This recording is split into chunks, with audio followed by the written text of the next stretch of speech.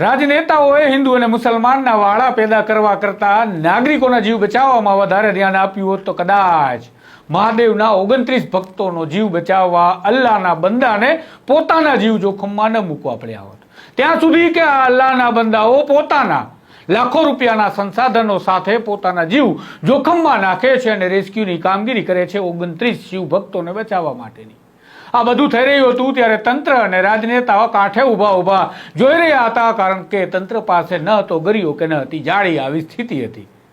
આ સમયે સ્થાનિક મુસલમાન બંધુઓને માહિતી મળે છે કે ધસમસતા પાણીના પ્રવાહમાં 29 લોકોની બસ ફસાઈ છે, નદીમાં આ બસ ફસડાઈ ગઈ છે અને જીવ બચાવવો જરૂરી છે.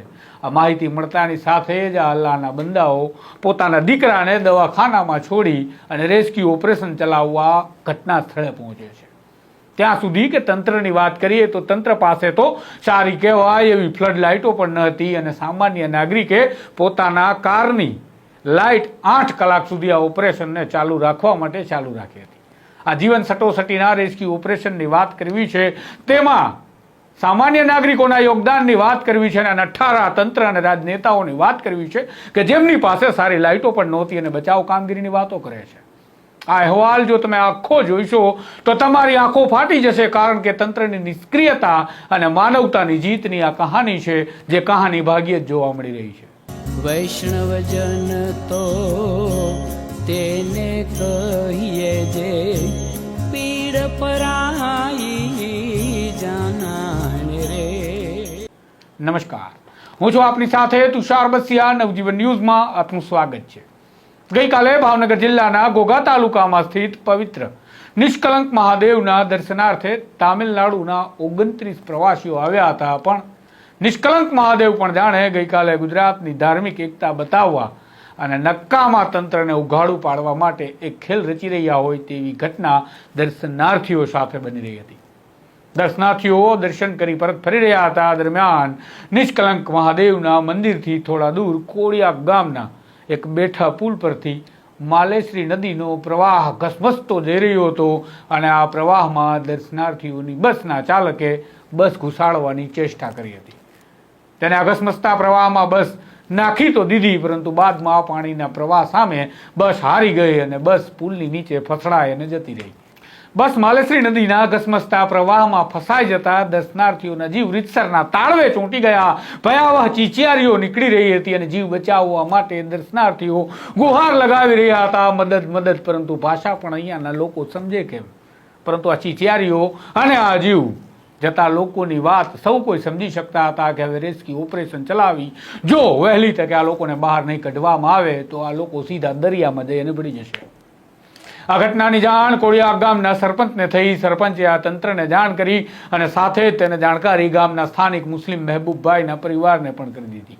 અને આ જાણકારી મળી ત્યારે મહેબૂબભાઈનો પરિવાર પોતાના પરિવારના દીકરાના ઓપરેશન માટે ભાવનગર શહેરની એક હોસ્પિટલ ખાતે હતો. પણ માનવતાને ખાતર તેમણે આ દવાખાનું છોડી કોળિયા પહોંચી અને બચાવ કામગીરીમાં જોડાવાનું વધારે યોગ્ય માન્યું હતું. બાદમાં સ્થળ પર પહોંચી તંત્ર હજુ તો શું થાય છે અને શું કરવું એ વિચારી જ રહ્યું હતું. પણ આ મુસ્લિમ પરિવારના સભ્ય પોતાનો ટ્રક લઈ ઘસમસતા પ્રવાહમાં પુલ પર જઈ જીવ સટોસટીનો ખેલ શરૂ કરે છે અને રેસ્ક્યુની કામગીરી હાથ ધરે છે. ટ્રક લઈ અંદર પહોંચેલા મહેબૂબભાઈએ બસની પાછળના ભાગનો કાચ તોડી તમામ પેસેન્જરને પોતાના ટ્રકમાં લાવ્યા. પરંતુ ઈશ્વરે અને અલ્લાહે હજુ પણ વધારે પરીક્ષા લેવાનું નક્કી કર્યું હોય એવું મહેબૂબભાઈના ટ્રક સાથે થયું, કારણ કે મહેબૂબભાઈનો ટ્રક પણ આ પુલ પરથી ઉતરી ગયો અને એ પણ ફસાઈ ગયા અને સાથે રેસ્ક્યુ થયેલા લોકો કે જે તેમના વાહનમાં સવાર થયા ટ્રકમાં એ પણ ફરીથી ફસાઈ ગયા. આ રેસ્ક્યુ ઓપરેશનને જોઈ રહેલા લોકો પણ હવે ચિંતામાં આવી ગયા હતા, કારણ કે બચાવનારા પણ મુશ્કેલીમાં ફસાવા લાગ્યા હતા. છતાં પણ આ મુસ્લિમ પરિવારે પાછા પડવાના બદલે પોતાનો બીજો ટ્રક લાવ્યો. તેને ભારે ભરખમ કરવા માટે તેણે રેતી ભરી અને ફરીથી અંદર જવા માટેની શરૂઆત કરી. આ બધું થઈ રહ્યું હતું. દરમિયાન અંધકાર પણ હવે પોતાનું કામ શરૂ કરે છે અને ત્યારે જાણે ઈશ્વરે મદદ મોકલી હોય તેમ સામાન્ય નાગરિકો પોતાની સ્કોર્પિયો કાર લઈ આવે છે અને તેની હેડલાઇટ ચાલુ કરી ઓપરેશનમાં સહયોગ આપવા લાગે છે. પણ તમને થશે કે તંત્ર ત્યારે શું કરી રહ્યું હતું? તો સવાલ તમારો સાચો છે અને વ્યાજબી પણ છે અને થવો જ જોઈએ, કારણ કે ત્યાં પહોંચેલા તંત્રના અધિકારી અને કર્મચારીઓ સાધનના અભાવે ઊભા આ બધું જોવાનું કામ કરી રહ્યા હતા.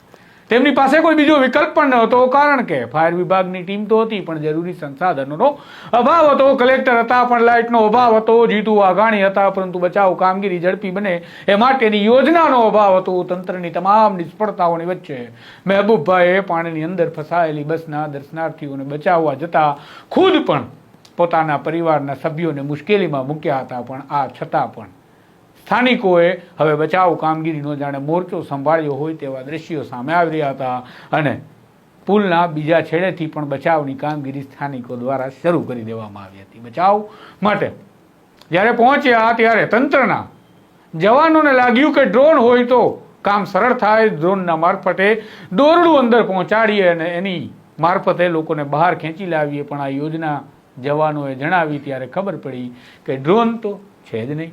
ટૂંકમાં યોજના હતી તો તેની સામે સંસાધનો અને સાધનોનો સ્થળ પર અભાવ હતો અને તંત્ર યોજના ઘડતું રહ્યું હતું. દરમિયાન સ્થાનિક લોકોની મદદથી રફીકભાઈ બીજો ટ્રક લઈ અને આ પાણીમાં ઘસમસતા પ્રવાહમાં જાય છે અને તેઓ ત્યાં પહોંચી જાય છે. પુલના બીજા છેડેથી પણ કેટલાક લોકો બચાવ કામગીરી કરે છે અને તેમાં તેઓ સફળ થઈ રહ્યા હતા. આમ સાંજે 6:30 વાગ્યાથી ચાલી રહેલા જદ્દોજહદની વચ્ચે 8 કલાક જેટલા ઓપરેશન ચાલ્યું અને આ રેસ્ક્યુ ઓપરેશનની કામગીરી સફળતાપૂર્વક સ્થાનિક નાગરિકોના કારણે અને તેમની મહેનતે પાર પાડી હતી. આ કામગીરીમાં તંત્ર માત્ર સાઈડમાં રહ્યું અને સ્થાનિકોએ જીવ બચાવી લીધા બાદ ભાવનગર કલેક્ટરને પત્રકારોના સવાલોનો સામનો કરવાનો હતો અને એ સમયે કલેક્ટરે પત્રકારોને કેવા જવાબ આપ્યા પણ જુઓ. ઉપરવાસના અંદર ખાસો વરસાદ પડી રહ્યો છે, સતત વરસાદ પડી રહ્યો છે.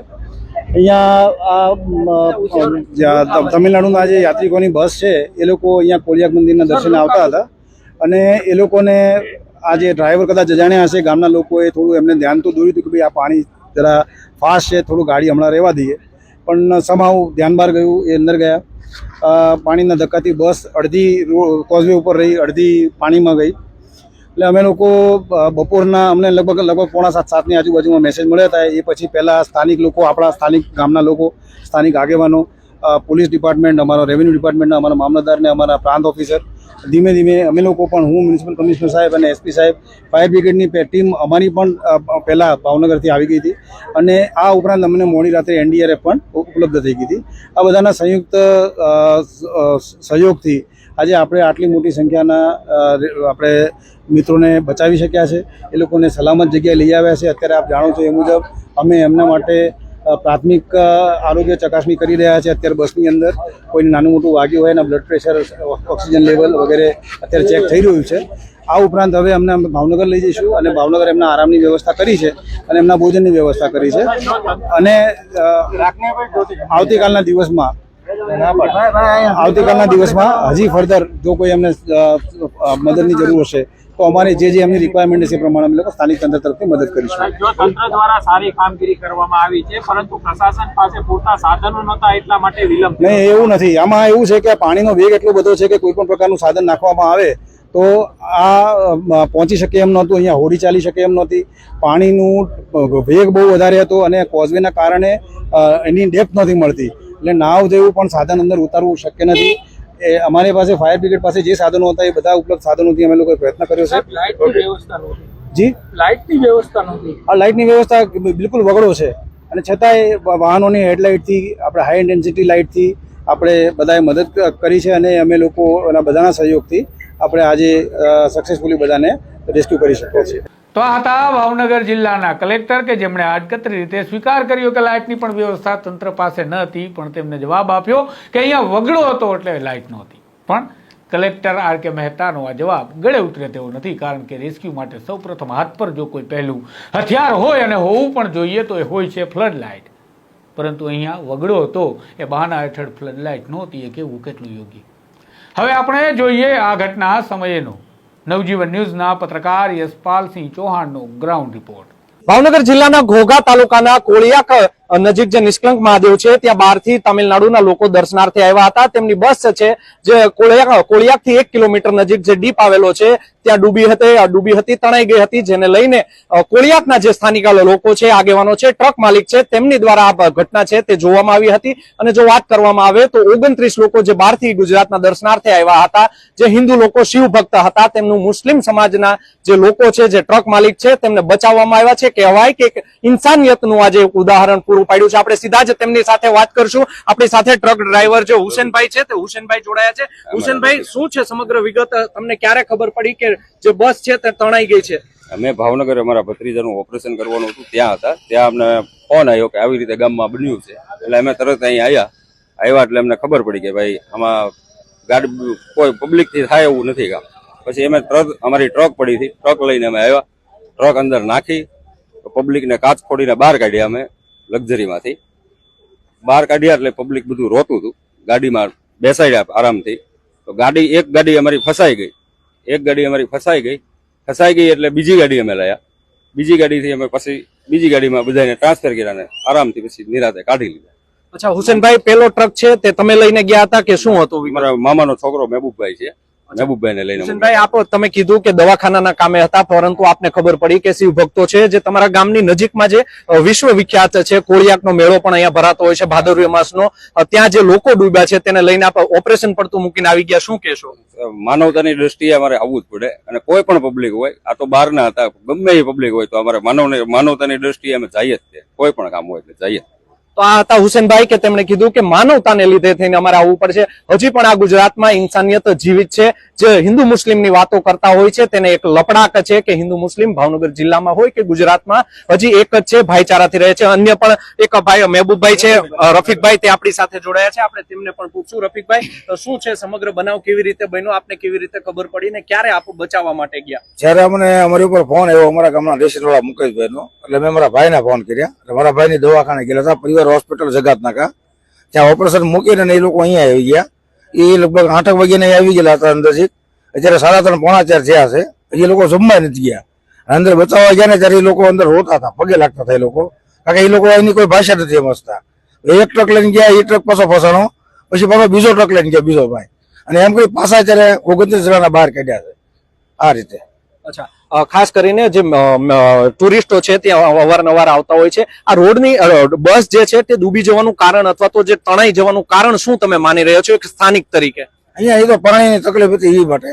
પાણી એટલું બધું વધારે આવેલું હતું પ્રેશરથી, વરસાદ એટલો હતો. અને અવારનવાર નાના મોટા પ્રશ્ન તો નિષ્કલંક મહાદેવ બનતા જ હોય છે. ત્યાં બધા હિન્દુ મુસ્લિમ હોય ને, બધા સાથે મળીને બધાને કોઈ ડૂબી ગયું હોય તો કાઢવામાં બધી મદદરૂપમાં બધા દર વખતે હોય જ થાય. અચ્છા રફીકભાઈ, તંત્રને તમે શું કહેશો? ખાસ કરીને આજે જે બનાવ બન્યો છે તેમાં તો 29 લોકોની જે જીવ છે, મહામૂલ્ય જીવ છે, લોકોનો જીવ કહેવાતો હોય છે, તેને તમે બચાવી લીધા છે. પણ આવનારા સમયમાં આવો બનાવ ક્યારેય ના બને એની માટે તમે તંત્રને શું કહેવા માંગશો? શું થવું જોઈએ અહીંયા કે અવારનવાર આવો બનાવ ના બને? અહીંયા તો મોટો પુલ પેલા બનાવવો પડે એમ છે, કારણ કે પુલ મોટો બની જાય તો જ આ પ્રશ્ન હલ થાય. બરાબર, અહીંયા મોટું ફરવાલાયક સ્થળ છે અને બહુ ભોળાનાથનું મંદિર છે જ્યાં. એટલે અવારનવાર પુલ ને છે પ્રશ્ન તો અવારનવાર બનતા જ હોય છે. તો આ હતા રફીકભાઈ કે જેમણે કીધું કે અહીંયા એક ખાસ તો ગામના છે તેમને સ્થાનિક જે હોય છે તે ખ્યાલ હોય છે કે પુલ બનવો જોઈએ. આપણી સાથે અન્ય એક મહેબૂબભાઈ જોડાયા છે, જે મહેબૂબભાઈ પણ અહીંયા રેસ્ક્યુ કામગીરીમાં જોડાયા હતા. એનડીઆરએફ ની ટીમ આવી, ફાયર બ્રિગેડની ટીમ પણ આવી, તેઓ પણ હતા. પરંતુ મહેબૂબભાઈ છે તે સતત મોનિટરિંગ કરી રહ્યા હતા, સતત તેમના ભાઈ છે અંદર ગયા હતા, તેમના 2 દીકરાને તેમણે મોકલ્યા હતા બચાવ કામગીરી માટે. શું કહેશે મહેબૂબભાઈ? આપણે મહેબૂબભાઈને સીધું પૂછીએ. મહેબૂબભાઈ, શું કહેશો? મેં બધું પેલા તો ઉભા બધું જોતો તો હું, આ લોકોએ બધા બહુ મહેનત કરી પણ ન પહોંચી શક્યા ત્યાં.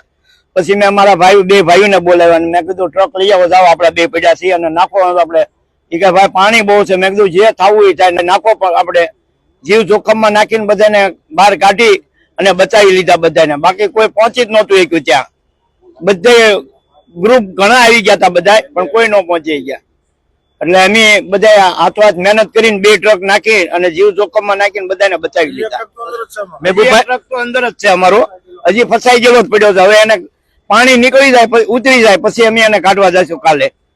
ખાસ કરીને મહેબૂબભાઈ, જે લોકો છે 29 લોકો છે તેમની જિંદગી જોખમમાં હતી. જો તમે સમયસર ના આવ્યા હોત, તમારા ટ્રક સમયસર જેમને મદદ ન મળી હોત, તો આજે 29 લોકો છે મોટી દુર્ઘટના થઈ શકી હોત. તમે તમારી જીવને જોખમમાં નાખીને તમારો જે જાનમાલ છે, ટ્રકને પણ નુકસાન થયું છે, ટ્રકને પણ મહામૂલ્ય જે જિંદગી છે તમે બચાવ્યા છે. શું કહેશો? એટલે બચાવવા જ પડે. આનું કારણ છે કે જો નો અમે જીગર કર્યું હોત તો આ લોકોના જીવ જોખમમાં હતું બધું. એટલે મેં કીધું ગમે એમ હાલો આપણે બધા ભાઈઓ ભેગા થાવ, બધા ભત્રીજા, બધા ભાઈઓ બધા ભેગા થઈને બધા અમે ત્યાં પહોંચ્યા. અને માનવતાના હિસાબે બધું આપણે કરવું પડે. અમારા જગાભાઈ સરપંચે પણ કન્ટિન્યુઅસ એક ધારા હાજર હતા એમનો. અચ્છા મહેબૂબભાઈ, જો વાત કરવામાં આવે તો જે 29 લોકો હતા, બનાવ છે તે સાંજે 6 થી 6:30 નો બનાવ બન્યો હતો. જયારે રેસ્ક્યુ કરી લેવામાં આવ્યા ત્યારે રાતના 2 થી 3 વાગ્યાનો સમય છે. એટલે કહી શકાય કે 8 થી 9 કલાક જેટલો સમય વીતી ગયો. શું કહેશો, આટલું લેટ રેસ્ક્યુ કરવામાં કેમ મોડું થયું? તંત્ર પાસે સાધનો નહોતા, પૂરતા સાધનો, કે જે પાણીનો પ્રવાહ છે તે વધારે હતો? આપ શું કહેશો? સાધનો હતા એ લોકો પાસે બધા, બધું વસ્તુ તો હતી જ તે, પણ એ લોકો અંદર 3-4 વાર ગયા ને પાછા આવી આવ્યા, 3-4 વાર ગયા પાછા આવી આવ્યા. એટલે વાર અંદર જઈને પાછા આવતા હતા. પછી અમે જોયું બધું. એટલે મેં કીધું આ લોકોથી કાંઈ થશે નહીં. એટલે લાવો, મેં કીધું આપણે ગાડીઓ લાવો, હાલો ભાઈ, મેં કીધું બધા ભેગા થાવ આપણે. એટલે બધા ભાઈઓ છોકરા ભેગા થઈને ગાડીઓ અંદર નાખીને અમે કાઢી લીધા બધાને. અન્ય એક જે ડ્રાઈવર છે, જે બીજો ટ્રક, પેલો ટ્રક જે નાખવામાં આવ્યો હતો, તે મહેબૂબભાઈ પણ આપણી સાથે છે. આપણે તેને પણ પૂછશું. મહેબૂબભાઈ, શું કહેશો, જે તમે સૌથી પહેલો જે ટ્રક છે, લોકોને કઈ રીતે તમે બચાવ્યા? જે બસમાં 29 લોકો ફસાયેલા હતા, રેસ્ક્યુ ઓપરેશન કઈ રીતે સમગ્ર પાર પાડવામાં આવ્યું? કેટલી કલાક ચાલ્યું આ ઓપરેશન? ઓપરેશન 7 વાગે ઉતરી ગયું. એટલે આપણી ગાડી 8 વાગે અંદર નાખી હતી. પછી પાછળના કાચ ફોડી બધાને કાઢ્યા. જીવ જોખમ હતા એના, બધા રોતા હતા બહુ અંદરથી. કાચ ફોડીને કાઢ્યા બધાને.